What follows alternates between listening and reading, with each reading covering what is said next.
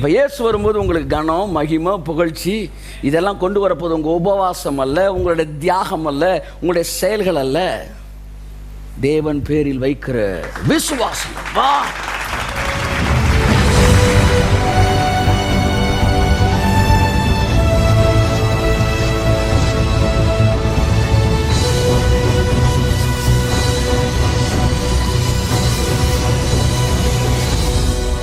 இப்போ இயேசு வரும்போது உங்களுக்கு கனம், மகிமை, புகழ்ச்சி இதெல்லாம் கொண்டு வரப்போது உங்கள் உபவாசம் அல்ல, உங்களுடைய தியாகம் அல்ல, உங்களுடைய செயல்கள் அல்ல, தேவன் பேரில் வைக்கிற விசுவாசம். வா, இப்போ நிற்கும் அவன் என்ன நம்பினான்டா, என் தேவன் நல்லவர். இன்னைக்கு காலையில் நாங்கள் வாசித்தோம், குணசாலியான ஸ்திரீ வரும் காலத்தை குறித்து மகிழ்கிறாள், எதிர்காலத்தை குறித்து சந்தோஷப்படுவாங்க. ஐயோ வீணா பெருமா வெட்டியா பெறுவோமா அல்ல, நடுரோட்டுக்கு வந்துருவோமா, பிள்ளைய கைவிட்டுருமா அல்ல. இவள் குணசாலியான ஸ்திரீ அல்ல, குணசாலியான ஸ்திரீ எதிர்காலத்தை குறித்து மகிழ்கிறாள். என் வாழ்க்கை நலமாயிருக்கும், செழிப்பாயிருக்கும், என் பிள்ளைகள் என்னை ஆசீர்வதிக்கப்பட்டு சொல்லுவார்கள், நான் ஒரு நாள் கைவிடப்படுவேன் என்று நல்ல எண்ணங்கள் வைத்திருக்கிறவளே குணசாலியான ஸ்திரீ. டிவி நாடகத்தை பார்த்துட்டு சாக்கடைகளை சிந்தனைக்குள்ள ஓட விடுறது குணசாலி அல்ல, அது பணசாலியான ஸ்திரீ மாதிரி ஆயிடுது. குணசாலி என்பவள் எதிர்காலத்தை குறித்து மகிழ்கிறாள், குளிருக்கு பயப்படாது. எப்படி அவளுடைய விலை, the price of that lady அப்படின்னா என்ன அர்த்தம்? ஒவ்வொருத்திக்கும் ஒரு விலை இருக்குன்னு அர்த்தம். அதனால அவளுடைய விலைன்றார் கைத்தட்டுகள் தான் இருக்கு. ஒவ்வொரு பெண்ணிற்கும் ஒரு விலை இருக்கிறது. every lady, every woman, she has a price. Exhibition போனா எது எடுத்தாலும் 10 ரூபான்றாங்க. நீங்கள் ஜாய் ஆலுக்காஸுக்கு போனீங்கன்னா எதிர்த்தா 10 ரூபாலாம் கிடையாது. ஜாய் ஆலுக்காஸ் போனீங்கன்னா அன்றைக்கி பார்த்தேன், ஒரு பெரிய ஒரு செயினை போட்டிருந்தாங்க.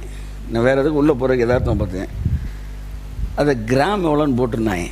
நான் கணக்கு பண்ணி பார்த்தேன், இது எவ்வளோ சார், 60,000 இருக்குமா 70,000 இருக்குமா? நான் பார்த்துட்டு 35 லட்ச ரூபான்னா, 35 லட்சம் அது என்ன கணக்கு? உங்களுக்கு அந்த கணக்கெலாம் தெரியாயிட்டான். 35 lakhs ஒரே ஒரு செயின், அது விலை. எக்ஸிபிஷன் போனால் எதார்த்தாலும் 10 ரூபா, எதார்த்தாலும் 10 ரூபான்றான்.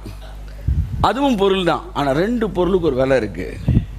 குணசாலியான ஸ்திரீயை கண்டுபிடிப்பவன் யார்? அவளுடைய விலை, த பிரைஸ். எது எடுத்தாலும் 10 ரூபா கிடையாது.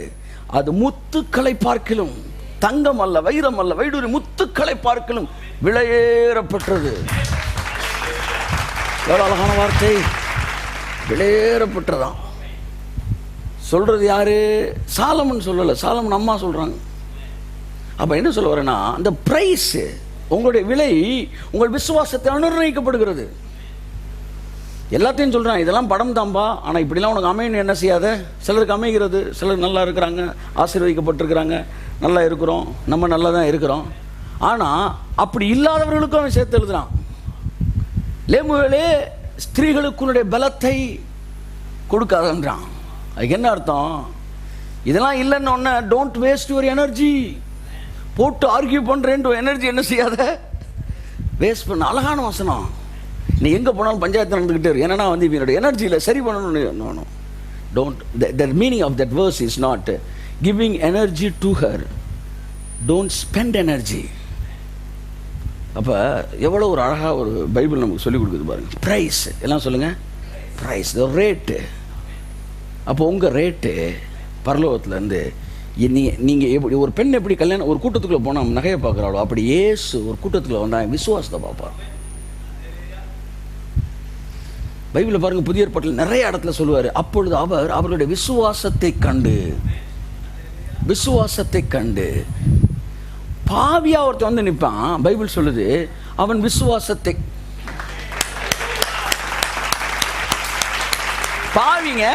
பாவி கொடும்பாவி எரிப்புன்றான், கொடும்பாவிகள் வந்து நின்றுருக்காங்க. அவர் சொல்லுவார், அவர் விசுவாசத்தை கண்டு. சார் நீங்கள் பாவத்தை பார்க்கலையா? நான் பாவத்தை பாராத சுத்த கண்ணர். நான் பாவத்தை பார்க்க வரல, நான் விசுவாசத்தை பார்க்க வந்திருக்கிறேன்.